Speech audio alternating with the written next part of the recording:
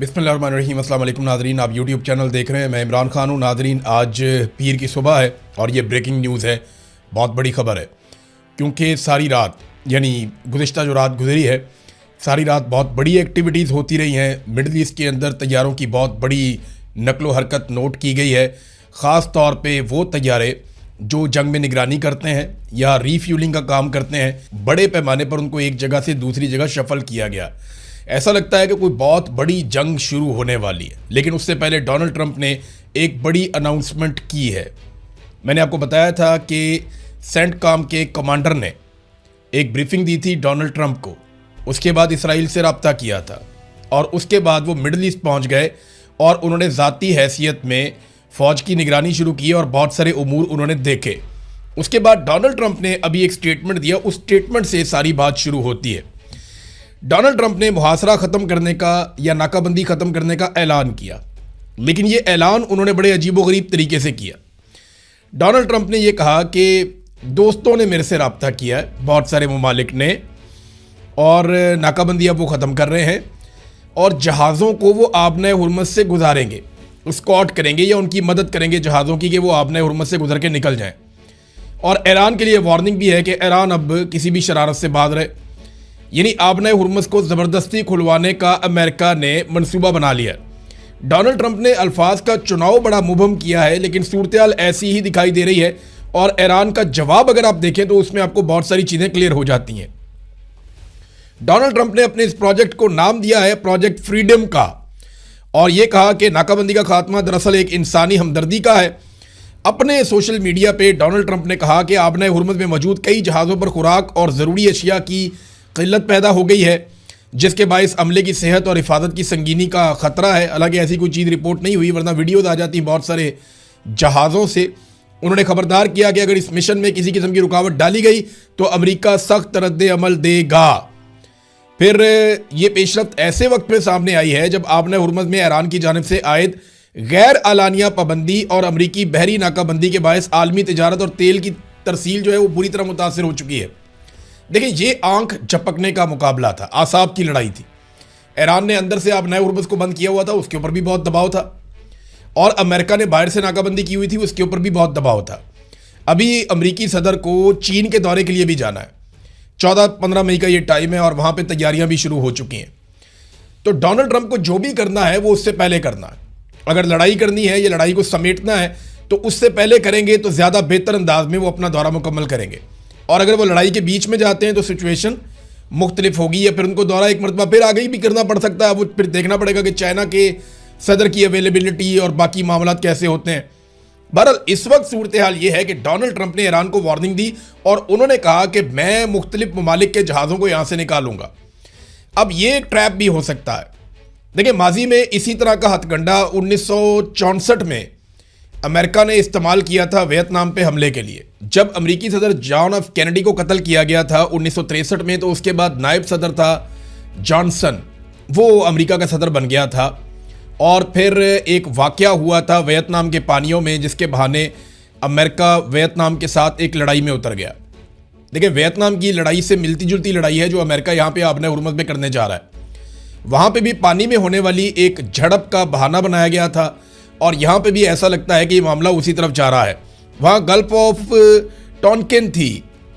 Gulf of Tonkin अगर आप लिखेंगे ना इंटरनेट पे तो आपको मिल जाएगा इसकी सारी तफसीलात। और यहाँ पे एक मुआहदा भी हुआ था और अमेरिकन जहाज़ के ऊपर ये दावा किया गया था कुछ छोटे जहाज़ों ने अटैक किया है और उसके बाद उन जहाज़ों को डबो दिया गया था फ़िज़ाई मदद मंगवाने के बाद। और 2 दिन के बाद एक झूठा हमला रिपोर्ट किया गया था कि अमेरिकन जहाज़ पर दोबारा हमला हुआ है, जबकि अमेरिकन जो कैप्टन थे उन्होंने ये कहा कि कोई हमला नहीं हुआ। उन्होंने बार बार ये बताया, लेकिन इस झूठी खबर के ऊपर उस वक्त के अमरीकी सदर जॉनसन ने एक कौम से खिताब किया, कांग्रेस की अप्रूवल ली और फिर उसके बाद वो आहिस्ता आहिस्ता अपनी फ़ौजों को वियतनाम में ले गए और एक बड़ी लड़ाई का हिस्सा बन गए। उस लड़ाई का फैलाव इतना ज़्यादा हो गया। देखिए, उसको जॉनसन को तो फ़ायदा हुआ। जॉनसन की फैमिली बिजनेस कर रही थी हथियारों में और उसकी फैमिली ने उस दौर में बेशुमार पैसा कमाया हथियार बेच कर, और उनको एक जंग की ज़रूरत थी तो उन्होंने वियतनाम में जंग लगवा दी। अब शुमाली वियतनाम और जनूबी वियतनाम 2 अलग अलग वियतनाम के टुकड़े थे। जो जनूबी वियतनाम था उसको अमेरिका सपोर्ट कर रहा था, जो शुमाली वियतनाम था उसको रशिया और चाइना सपोर्ट कर रहा था, और इस जंग में अमेरिका ने अपने लाखों फौजी वियतनाम में भिजवा दिए। जो फौजी अमेरिका के मारे गए उनकी तादाद 58,220 थी। ये लंबी जंग चली। फिर अमेरिका ने जंग के पहले 3 सालों में ऐलान किया कि हम तो जीत गए हैं, हम तो कामयाब हो गए हैं, हम तो कामयाब होकर वापस जा रहे हैं। लेकिन जब लंबी जंग चली तो फिर अमेरिका को लेने के देने पड़ गए। अमेरिकन फौजियों के इतने ताबूत जहाज़ों में भर भर के वापस गए कि अमेरिका के अंदर एहतजाज शुरू हो गए कि जनाब ये किस किस्म की जंग आपने छेड़ दी है। रोज़ाना की बुनियाद पे हमारे लड़के वहाँ से उनकी लाशें वापस अमेरिका में आ रही हैं, ये लड़ाई किसी काम की नहीं है। और बहुत प्रोटेस्ट हुआ अमेरिका के अंदर। 3 लाख से ज़ायद अमरीकी फ़ौजी ज़ख्मी हुए थे, जिनमें से बताया जाता है कि ज़्यादातर बहुत बड़ी तादाद में माजूर हो गए थे, जो सारी ज़िंदगी के लिए माजूर हो गए थे। तो वियतनाम की जो लड़ाई थी वो अमेरिका के लिए एक डरावना ख्वाब थी। उस वक्त $150 अरब अमेरिका के लग गए थे।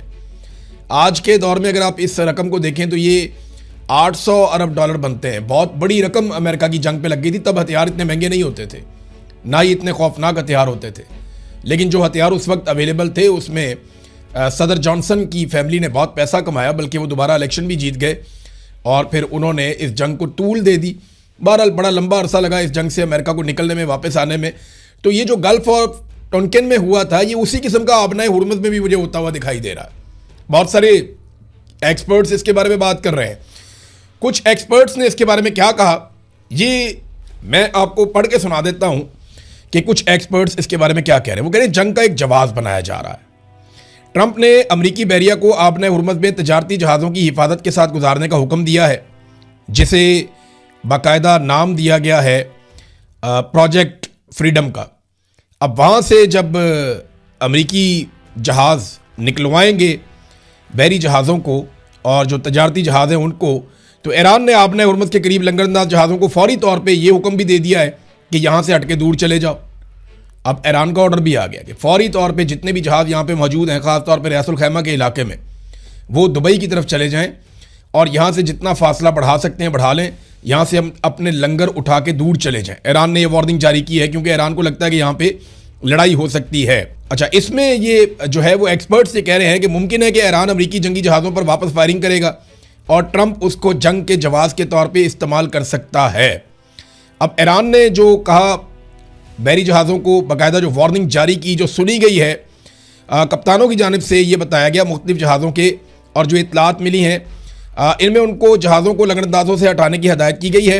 हमारे क्लाइंट जहाज़ों ने तस्दीक की है कि रासुल खैमा और दीगर इलाकों में जो करीब जहाज़ मौजूद हैं उन्हें ये वार्निंग दी गई है कि वो फौरी तौर पे, और उन्हें कॉल मसूल हुई है, फौरी तौर पर लंगर उठाने और अपने जहाज़ों को दुबई की तरफ ले जाने का हुक्म दिया गया है। साथ ही ये भी इंतबाह किया गया है कि अगर उन्होंने तामील ना की तो नताइज की जिम्मेदारी उन पर होगी। ये अब ईरान ने भी इसके ऊपर सख्त पैगाम दिया कप्तानों को।